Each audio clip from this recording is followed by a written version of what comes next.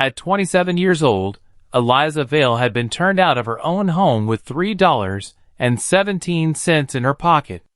Her uncle, Gideon Vale, had cast her out because he wanted the family homestead for himself after her father died, and because a woman with no husband, no brothers, and no money was easy, in his mind, to dismiss. The only thing her father had left her was a narrow strip of rocky land outside the little Colorado mountain town of Bellwether, and on that land stood a waterfall everyone considered useless. Desperate and half-frozen, Eliza bought the abandoned parcel from the county for $3, believing she had purchased nothing more than a foolish piece of wilderness. But behind that waterfall, sealed away from the world for years, her father had hidden something no one in Bellwether knew existed. What she found there would not merely change her own life. It would restore something the whole community had lost, and it would bring a quiet kind of justice to the man who had taken everything from her. Settle in, and let us tell you the story of Eliza Vale. If you're watching from a place that feels forgotten, tell us in the comments, because sometimes the things the world overlooks are the very things worth saving. Eliza Vale had been born in the spring of 1873, when snow still rested on the high ridges above Bellwether, and the town's wooden sidewalks disappeared beneath mud each time the mountain thaw arrived. Bellwether was not much of a town then. It had one dusty main street, a blacksmith, a general store, a church with a crooked bell tower, a boarding house, and a small courthouse whose paint had long ago surrendered to the weather. Behind the town rose the Sombre de Cristo Mountains, dark and immense, with pine forests climbing their slopes and narrow streams flashing silver through the valleys. Her father, Samuel Vale, had come to the region as a young surveyor and never left. He was a quiet man who could look at a hillside for half a minute and tell another person where the water would run when spring arrived. He knew trees by their bark, birds by their calls, and weather by the smell of the wind. He was not rich, and he never pretended to be. But he had a habit of repairing things other men threw away. A broken plow became a useful gate hinge in his hands. A cracked lantern became a lamp for the barn. A discarded wagon wheel became a garden trellis. He used to tell Eliza that the world had a bad habit of confusing neglected things with worthless things. She remembered those words because he repeated them whenever she brought him some damaged object she had found in the yard. "Look twice," Samuel would say, turning the object over in his hands. Most things are more than what they look like from the road. Eliza learned early to look twice. Her mother, Clara, was a schoolteacher who taught children their letters in a one-room schoolhouse 3 miles from town. She had a gentle voice and a stubborn belief that every child could learn if someone had enough patience to stay beside them. The Vale household was never grand, but it was full. There were books stacked beside the stove, jars of beans along the pantry wall, muddy boots beside the door, and always some half-finished repair waiting on Samuel's workbench. In winter, Eliza and her mother would sit near the stove while Samuel read aloud from newspapers brought up from the railroad towns. In summer, they ate outside beneath an old cottonwood and watched storms move across the mountains. When Eliza was 12, Clara died of pneumonia after a winter of hard snow. The house became quieter afterward. Samuel did not become bitter, but he became more distant. He worked longer hours, and Eliza learned to carry more of the household. By 16, she could mend clothing, preserve peaches, milk a cow, sharpen a kitchen knife, saddle a horse, and keep accounts in a careful hand. Samuel taught her something else. He taught her water. Every spring he walked the hills with Eliza, showing her the narrow channels where snowmelt gathered. He showed her springs hidden beneath grass, and taught her that water could disappear underground for miles, and return somewhere unexpected. Never assume the land is empty, he told her once as they stood above a narrow gorge. Sometimes the earth is carrying more beneath it than the surface can tell you. The waterfall came into their lives during one of those walks. It was called Mercy Falls by the older settlers, though nobody remembered exactly why. Water spilled from a limestone shelf about 40 feet high and fell into a round basin before running toward the valley. It was beautiful in spring, when the snowmelt filled it, but nearly dry by late summer. The land around it belonged to Samuel. He had purchased the parcel cheaply decades earlier because nobody else wanted it. It was too steep for farming, too rocky for grazing, and too far from town to build upon without considerable expense. Eliza loved it. She would sit near the waterfall with a book while Samuel surveyed the surrounding hills. Sometimes they said nothing for an hour. That silence was one of the things she remembered most after he was gone. Samuel died in the autumn of 1900. He had gone into the mountains during an early snowstorm to check on a boundary marker. He returned soaked through and coughing. For 3 days, he insisted he was fine. On the 4th morning, he could not get out of bed. Eliza sat beside him, while the snow covered the roof. He looked at her for a long time. "Your mother would have been proud of you," he whispered. Then he closed his eyes. Those were his last words. Samuel Vale left no grand inheritance. There were no bank accounts filled with gold, no profitable mine, no secret shares in a railroad company. There was a small house, a worn wagon, a mule named Bishop, several acres of poor pasture, and the rocky parcel around Mercy Falls. Eliza believed that was enough. She did not know how wrong she was. Her uncle Gideon had always considered Samuel a foolish man. Gideon was Samuel's younger brother, and where Samuel saw possibility in broken things, Gideon saw only profit. He owned the largest feed warehouse in Bellwether, and had spent years buying small pieces of land from struggling families. He came to Eliza's house 3 days after Samuel's burial. He did not bring flowers. He brought papers. "Your father owed money," Gideon said. Eliza looked at the documents spread across her kitchen table. "I know he owed the blacksmith. I know there was a note at the general store. There was more." She read the figures slowly. According to Gideon, Samuel had borrowed money from him several years earlier to repair the roof and pay Clara's medical expenses before her death. The note had accumulated interest. Eliza had never heard of it. "My father would have told me." "Your father was proud." She stared at him. "How much?" Gideon named a sum large enough to swallow everything Samuel owned. Eliza asked to see the original note. Gideon smiled. Lost in the move. She knew then that something was wrong. But grief makes a person slow, and Eliza had never dealt with a man who could turn lies into official-looking papers. Within a week, Gideon had convinced the county clerk that the dead gave him claim to the Vale property. Eliza protested. The clerk shrugged. "You can contest it in court." Court costs money. Money was exactly what she did not have. The general store stopped extending credit. The blacksmith refused further repairs. The boarding house owner told her she could not remain indefinitely without payment. Even people who knew Gideon was capable of cruelty chose silence. He had money. She had none. Then, one cold morning, Gideon arrived with 2 hired men and told her she had until sundown to leave. Eliza packed one dress, her mother's Bible, a tin box of family letters, and a small photograph of Samuel. Everything else was left behind. She walked away from the house carrying her belongings in a flour sack. She had $3.17. For 2 nights she slept in the abandoned hay shed behind the livery stable. On the 3rd day, she went to the county office. She had remembered something her father once said about the land near Mercy Falls. He had always called it mine alone. The clerk searched the records. There it was. The parcel had never been included in the mortgage. Samuel had owned it outright. Eliza asked what it was worth.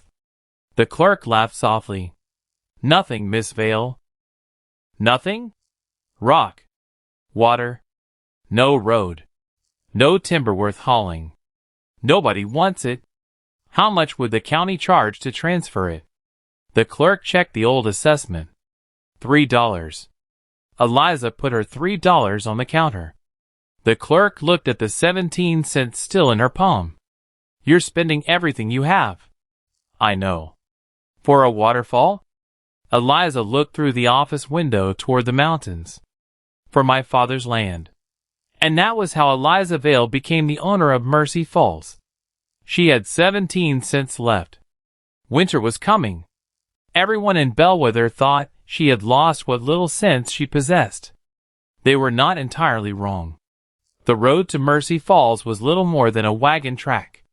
Eliza walked it carrying a blanket, a tin cup, and the last piece of bread she owned. By dusk, she reached the waterfall. The mountains were already turning blue with evening.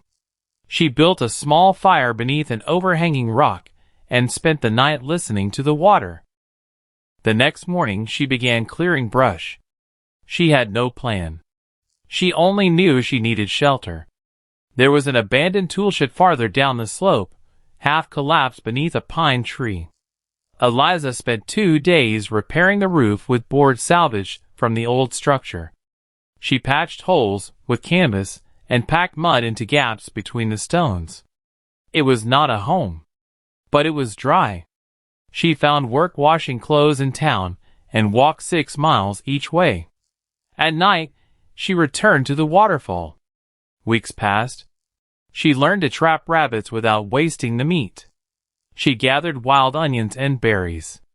She planted beans when spring came. She repaired the roof again after a storm tore half the canvas away. The waterfall became her companion. And then, one afternoon in late April, Eliza noticed something strange. The water was falling differently. Not much. Only a slight shift.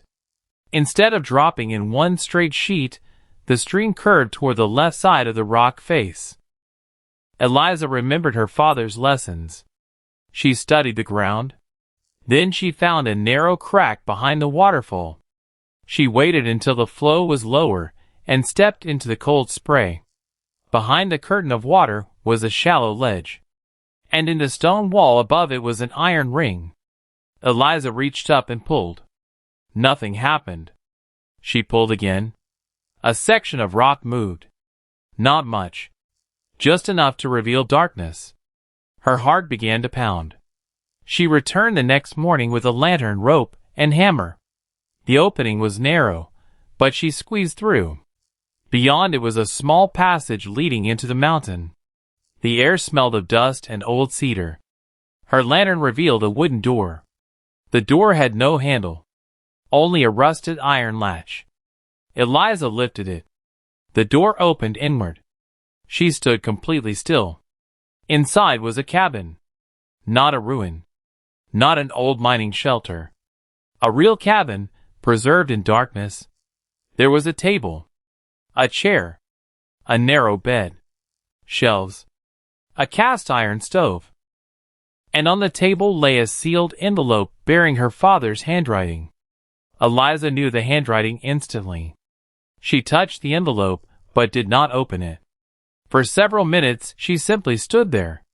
Then she sat down. The lantern flame trembled. So did her hands.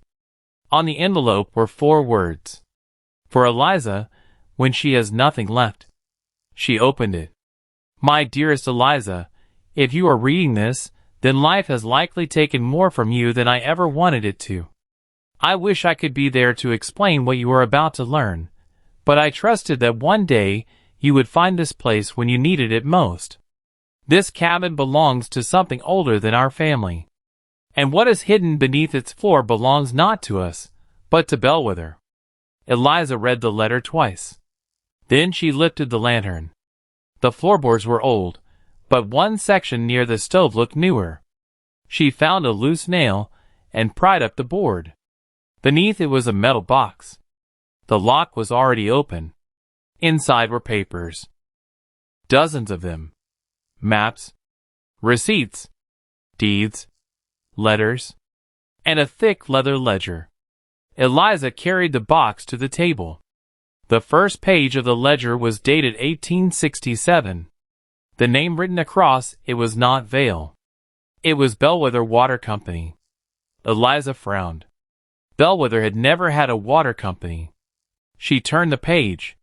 The ledger recorded payments made by settlers who had purchased rights to a spring system beneath the valley. Her father had not been hiding money. He had been hiding evidence.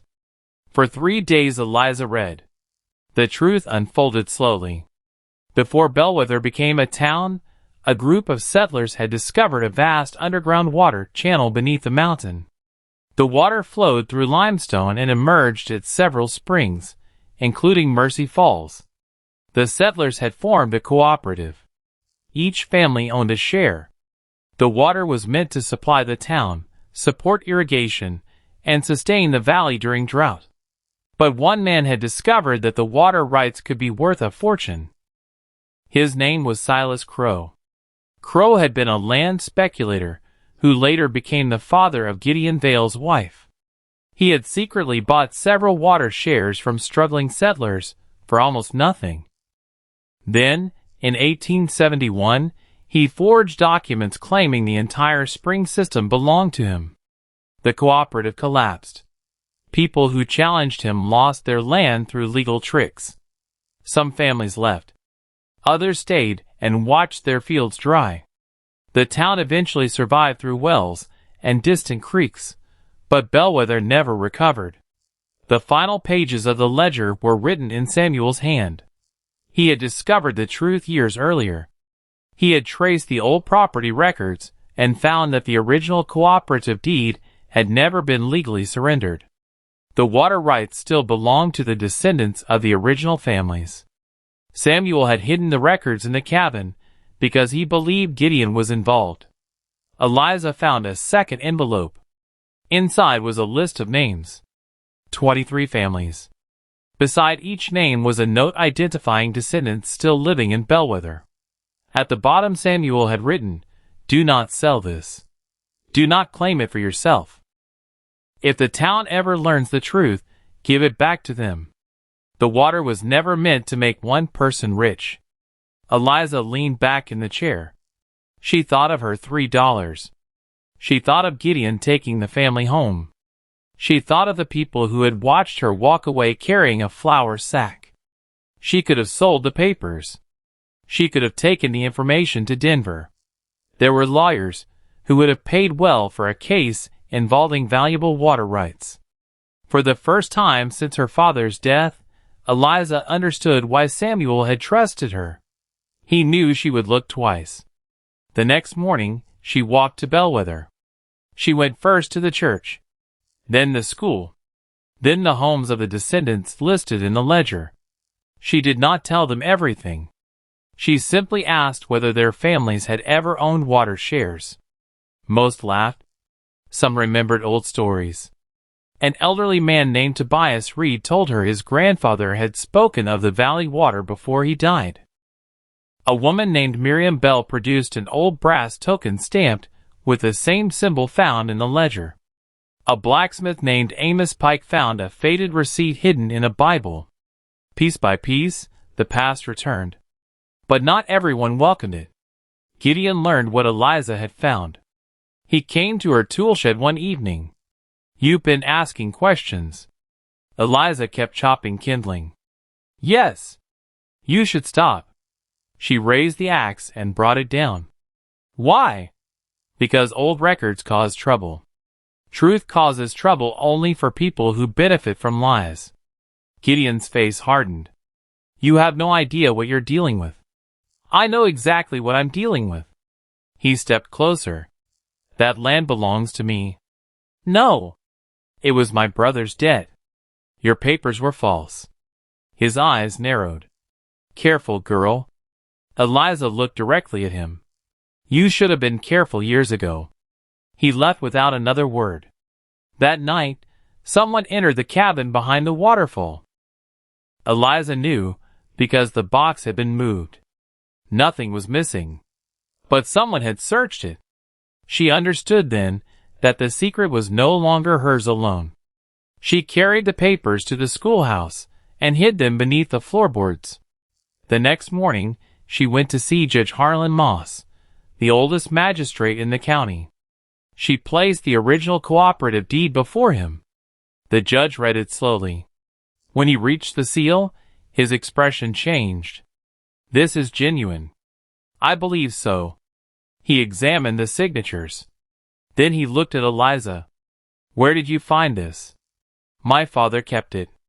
Judge Moss leaned back. "Your father may have saved this town. He wanted the town to save itself." The judge spent the next several days comparing the old deed against county records. The result was astonishing. The original water cooperative had indeed been legally established. The later transfers were fraudulent. Gideon Vale's claim to the water rights depended upon those fraudulent transfers. And worse, the mortgage he had used to take Eliza's family home was connected to the same chain of forged documents. Suddenly, the man who had taken everything from her was standing on ground that had never belonged to him. The town gathered in the courthouse. Old families arrived carrying letters, photographs, receipts, and family Bibles. Gideon sat at the front. He looked smaller than Eliza remembered. Judge Moss read the findings. The room remained silent. Then Gideon stood. "You cannot take my property." Judge Moss looked at him. "No one is taking your property." He paused. "We are determining what was never yours." That sentence traveled through Bellwether like a winter wind. Gideon's warehouses were later examined. Records were found showing that he had known about the old water claims for years.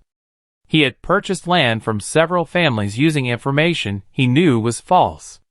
The county ordered restitution. The house Gideon had taken from Eliza was returned to her. The debt he had claimed was erased. But Eliza did not move back into the house. Instead, she walked through it once. She touched the kitchen table. She stood beside the window where her mother had once taught her to sew. Then she closed the door. The house had become a place of grief. She wanted something new. The town had water again. But the old pipes were gone. The irrigation channels had collapsed. The reservoir had been neglected for decades. The discovery had restored the legal rights, but it had not yet restored the valley. Eliza returned to Mercy Falls. She studied the maps. She remembered her father's lessons. Water had always been there. The town had simply forgotten how to reach it. She gathered the families. Farmers, blacksmiths, schoolteachers, widows, carpenters.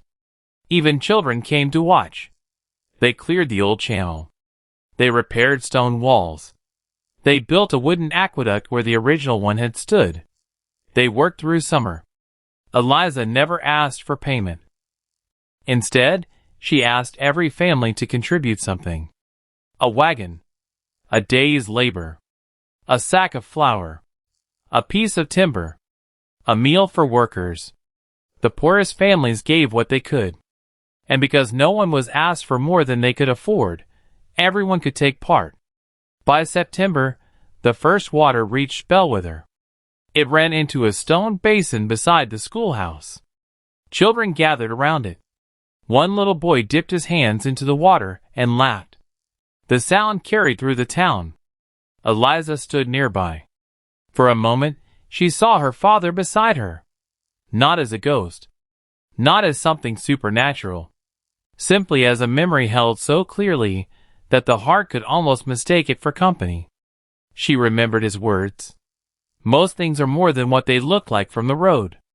The waterfall had looked worthless. The cabin had looked forgotten. The records had looked like old paper. The families had looked powerless. And Eliza herself had looked, to Gideon, like a woman who had nothing. But nothing had been exactly the wrong word. She had inherited patience. She had inherited knowledge.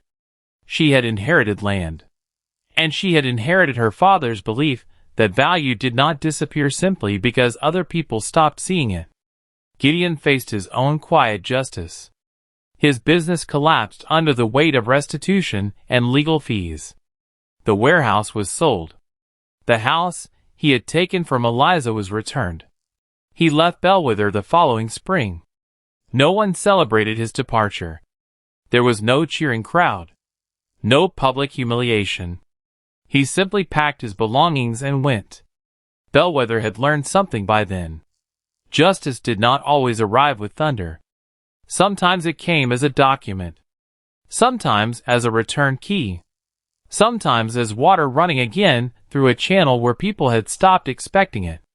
Eliza kept the cabin behind Mercy Falls. She repaired it carefully. The table remained. The stove remained. The chair where Samuel had likely sat remained. She added shelves and turned the cabin into an archive for the town. Every original document was preserved there.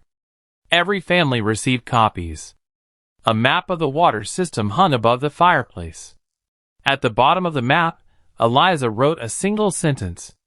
What is shared must never again be hidden by one man's greed. Years passed. Bellwether grew. A new schoolhouse was built. Fields that had once been brown turned green. The old water basin became a gathering place. Travelers began stopping in town because of the clear water and the gardens that lined the road. People who had once called Mercy Falls useless began calling it the heart of Bellwether. But Eliza never changed its name. To her, it remained Mercy Falls. She lived simply. She kept bees. She grew beans. She repaired things. When neighbors brought her broken chairs, cracked tools, or worn lanterns, she would smile and say the same words her father had once spoken. Look twice. And people learned to do it. They looked twice at abandoned barns. Twice at forgotten wells. Twice at old family stories. Twice at people who had been dismissed because they were poor, alone, elderly, or inconvenient. Because Bellwether had discovered that overlooking something was not the same as proving it had no value. Years later, when Eliza was an old woman, a schoolteacher asked her why she had not kept the water rights for herself. You could have been wealthy, the teacher said. Eliza looked toward the mountains. I already was. The teacher laughed. You mean because of the land? No. Eliza smiled. Because I knew what it was worth. There was wisdom in that answer, but not the kind that belongs in books. It was the wisdom of someone who had lost nearly everything and discovered that worth could survive loss. She had begun the story with $3.17. She had been cast out by a man who believed ownership meant power. She had bought a waterfall everyone called worthless. And behind that waterfall, she had found a cabin filled with the truth her father had protected. But the greatest thing she found was not the deed. It was not the water. It was not the legal victory. It was the knowledge that a person could inherit almost nothing and still inherit enough to change the lives of others. Eliza Vale never became famous. Her name never appeared in the newspapers of Denver. There was no statue in the courthouse square. Her story lived in smaller places. In the water running beside the schoolhouse. In the gardens that grew where dust had once blown. In the cabin behind the waterfall. And in the generations of Bellwether children who learned that when the world calls something worthless, the wise response is not always to believe it. Sometimes it is simply to look twice. So when we remember Eliza Vale, we should remember the young woman standing outside a locked family home with $3.17 in her pocket. We should remember the flour sack holding the few things she had been allowed to keep. We should remember the cold toolshed, the lonely waterfall, the mountain, and the quiet decision she made when the world told her she had nothing left. She did not ask what she could take. She asked what could still be saved. That question changed Bellwether. And perhaps that is why her father's final gift was never really the waterfall. It was the lesson hidden behind it. Not everything abandoned is empty. Not everything forgotten is gone. And not everyone who has been left with nothing is truly poor. Sometimes the greatest inheritance is the ability to recognize value where nobody else bothers to look. Thank you for spending these quiet minutes with us, and for walking beside Eliza Vale through the mountains, the hardship, and the discovery behind Mercy Falls. If this story moved you, share it with someone who believes forgotten things can still matter. And before you go, consider this one question. What is a time you found value in something everyone else had written off? Until next time, stay close.